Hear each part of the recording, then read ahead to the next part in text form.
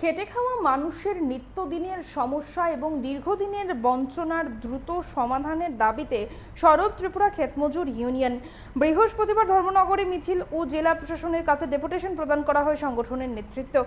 এদিন সিপিআইএম-এর ধর্মনগর মহকুমা কার্যালয়ের সামনে থেকে মিছিল শুরু হয় এবং মিছিলটি শহরের বিভিন্ন পথ পরিক্রমা করে পুনরায় দলীয় অফিসের সামনে এসে শেষ হয়। পরে সংগঠনের 5 সদস্যের প্রতিনিধি দল জেলা শাসকের কাছে 8 দফা দাবি সম্বলিত স্মারকলিপি তুলে দেন।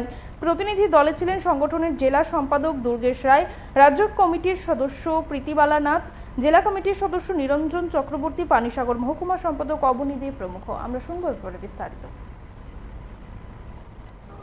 আমরা আবেদন মানুষের কাছ থেকে করেছি, মানুষকে দিয়ে।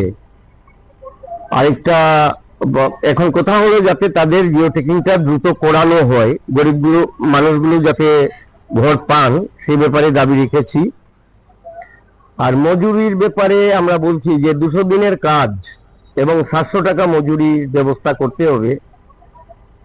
আমরা বলেছি যে 300 টাকা এই মুহূর্তে মজুরি দেয়া হয় জি রামজি প্রকল্পে, কিন্তু এটা বাজেটের আন্ডারে আসায় টাকার অভাবে এখন তাদেরকে এই বেশি দিনের কাজ দিতে সরকার পারছে না। তো আমরা আগেই এটার বিরোধিতা করছি এবং কাজ করলে পরে একটা শ্রমিক 90 টাকা 80 টাকা পাচ্ছেন, যেখানে তার পাওয়ার কথা 300 টাকা।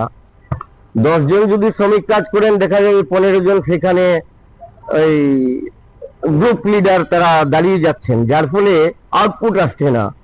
তো কেন যারা কাজ করবেন না তারা কেন টাকা পাবেন? যারা শ্রমিক তারাই 300 টাকা করে পাক।